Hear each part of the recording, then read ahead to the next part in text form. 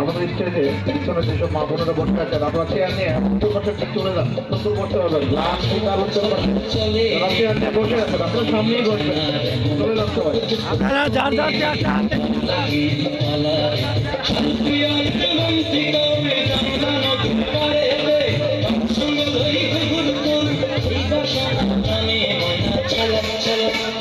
মনা ছলক ছলক চলে